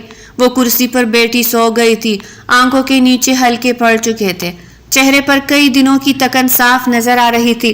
ارحام چند لمحے خاموشی سے اسے دیکھتا رہا، پھر شاید اس کی حرکت سے نینتارا کی آنکھ کھل گئی۔ اس نے ارحام کو جھانکتے دیکھا تو فوراً سیدھی ہو کر بیٹھ گئی۔ آپ کو ہوش آ گیا؟ وہ خوشی سے چہکی۔ اس کی آواز میں جو خوشی تھی وہ خود اس سے بھی چھپی نہ رہ سکی۔ ارحام نے کمزور سی مسکراہٹ سے اسے دیکھا۔ میں ابھی مرا نہیں ہوں۔ نینتارا کی آنکھوں میں نمی اتر آئی۔ ایسی بات مت کرے پلیز۔ پہلی بار ارحام خاموش ہو گیا، پھر دھیرے سے بولا، تم پریشان تھی؟ نینتارا نے نظریں چرا لی مگر جواب نہ دیا، مگر جواب نہ دینا ہی اس کے سوالوں کا جواب تھا۔ ایک ہفتے بعد ارحام گھر واپس آ گیا۔ زندگی آہستہ آہستہ معمول پر آنے لگی۔ خلیل احمد بھی صحت یاب ہو رہے تھے۔ نینتارا کی امی اب پہلے سے کہیں زیادہ مطمئن تھی، مگر نینتارا کے دل میں ایک عجیب سی بے چینی تھی۔ وہ جانتی تھی کہ ایک نہ ایک دن اسے فیصلہ کرنا ہوگا، اور وہ دن جلد آ گیا۔ اس شام ارحام نے اسے اپنے اسٹڈی روم میں بلایا۔ وہ خاموشی سے اندر داخل ہوئی۔ ارحام کھڑکی کے سامنے کھڑا تھا، اس کے دونوں ہاتھ پینٹ کے جیبوں میں تھے۔ کچھ لمحوں بعد وہ مڑا، اس کے ہاتھ میں ایک فائل تھی۔ نینتارا کا دل دھڑک اٹھا۔ وہ اسی فائل کو پہچان گئی تھی۔ یہ وہی کانٹریکٹ تھا، وہی نکاح نامہ جس نے اس کی زندگی بدل دی تھی۔ ارحام نے فائل میز پر رکھ دی۔ بیٹو۔ نینتارا خاموشی سے بیٹھ گئی۔ کمرے میں چند لمحے خاموشی رہی، پھر ارحام بولا، میں نے تمہیں یہاں زبردستی رکھا تھا۔ نینتارا نے سر اٹھا کر اسے دیکھا۔ میں نے تمہاری مجبوری کا فائدہ اٹھایا تھا۔ اس کے لہجے میں پہلی بار پچھتاوا تھا، اور شاید اگر وقت واپس آ جائے تو میں یہ سب نہ کروں۔ نینتارا کی سانس رک گئے۔ ارحام نے فائل کھولی، نکاح نامہ نکالا اور اس کے سامنے رکھ دیا۔ تم آزاد ہو۔ نینتارا چند لمحے اسے سمجھ ہی نہ سکی۔ کیا؟ وہ بے اختیار بولی۔ تم جانا چاہو تو جا سکتی ہو۔ ارحام نے آہستہ سے کہا، تمہارے بابا ٹھیک ہو رہے ہیں، تمہارا خاندان محفوظ ہے۔ اس نے کاغذ اپنے ہاتھ میں لیا اور اگلے ہی لمحے اسے 2 ٹکڑے کر دیا، پھر 4 اور پھر کئی ٹکڑے۔ نینتارا ساکت بیٹھی دیکھتی رہی۔ میں نے تمہیں مجبور کر کے حاصل کیا تھا۔ ارحام کی آواز بھاری ہو گئی، لیکن محبت زبردستی نہیں ملتی۔ کمرے میں خاموشی چھا گئی۔ اس لیے اب فیصلہ تمہارا ہے، یہ کہہ کر وہ کھڑکی کی طرف مڑ گیا۔ شاید وہ اسے جاتے ہوئے دیکھنا نہیں چاہتا تھا۔ نینتارا آہستہ آہستہ اٹھی، اس کے قدم دروازے کی طرف بڑھے۔ ارحام خاموش کھڑا رہا، اس نے پیچھے مڑ کر بھی نہیں دیکھا۔ چند لمحے گزر گئے، پھر ایک اور لمحہ، اور پھر اچانک اسے احساس ہوا کہ دروازہ بند ہونے کی آواز نہیں آئی۔ اس نے آہستہ سے پلٹ کر دیکھا۔ نینتارا اب بھی وہی کھڑی تھی، اس کی آنکھوں میں آنسو تھے۔ ارحام کچھ سمجھ نہ سکا۔ تم گئی نہیں؟ نینتارا کے ہونٹ لرزے۔ نہیں۔ کیوں؟ اس سوال کے ساتھ ہی اس کی آنکھوں سے آنسو بہہ نکلے۔ کیونکہ اس بار میں مجبوری میں نہیں رک رہی۔ ارحام کی سانس جیسے رک گئی۔ نینتارا دھیرے دھیرے اس کے قریب آئی۔ اس بار میں اپنی مرضی سے رک رہی ہوں۔ اس کی آواز ٹوٹ گئی۔ شاید مجھے تم سے نفرت کرنی چاہیے تھی، شاید مجھے تمہیں کبھی معاف نہیں کرنا چاہیے تھا، مگر اس کی آنکھوں سے آنسو مسلسل بہہ رہے تھے۔ میں ایسا نہیں کر سکی۔ کمرے میں مکمل خاموشی چھا گئی۔ ارحام اسے دیکھتا رہ گیا۔ پہلی بار زندگی میں اس کے پاس کوئی لفظ نہیں تھا۔ نینتارا نم آنکھوں سے ہلکا سا مسکرائی۔ پتہ نہیں کب، لیکن مجھے تم سے محبت ہو گئی۔ ارحام نے آنکھیں بند کر لی، جیسے برسوں بعد اس کے اندر موجود کوئی طوفان تھم گیا ہو۔ اگلے ہی لمحے اس نے نینتارا کو اپنے قریب کھینچ لیا، اور نینتارا نے پہلی بار خود کو محفوظ کیا۔ خلیل احمد مکمل صحت یاب ہو چکے تھے۔ چھوٹی بہن اپنی تعلیم جاری رکھے ہوئے تھی۔ نینتارا کی امی کے چہرے پر پھر سے سکون لوٹ آیا تھا۔ غفران بھی اپنی غلطی تسلیم کر کے ان کی زندگی سے خاموشی سے نکل گیا تھا، اور حاشر آج بھی موقع پر ارحام اور نینتارا کو چھیڑنے سے باز نہیں آتا تھا۔ شام کے وقت نینتارا اسی باغ میں کھڑی تھی جہاں کبھی وہ خود کو قیدی محسوس کرتی تھی۔ ارحام آ کر اس کے ساتھ کھڑا ہو گیا۔ کیا سوچ رہی ہو؟ نینتارا مسکرائے۔ یہی کہ زندگی کتنی عجیب ہوتی ہے۔ کیوں؟ کیونکہ جس انسان سے ملنا میری سب سے بڑی بدقسمتی لگا تھا۔ اس نے ارحام کی طرف دیکھا۔ وہی میری سب سے بڑی خوش نصیبی بن گیا۔ ارحام ہلکا سا مسکرایا، اور ڈوبتے سورج کی سنہری روشنی میں دونوں ایک دوسرے کے ساتھ کھڑے رہے۔ بعض اوقات زندگی ہمیں ایسے راستوں پر لے جاتی ہے جنہیں ہم اپنی سب سے بڑی بدقسمتی سمجھتے ہیں، مگر وقت ثابت کر دیتا ہے کہ وہی راستے ہماری اصل منزل ہوتے ہیں۔ جیسے ان دونوں کے درمیان ہوا تھا، آج وہ خوش تھے اور یوں لگ رہا تھا جیسے زندگی مکمل ہو گئی ہو۔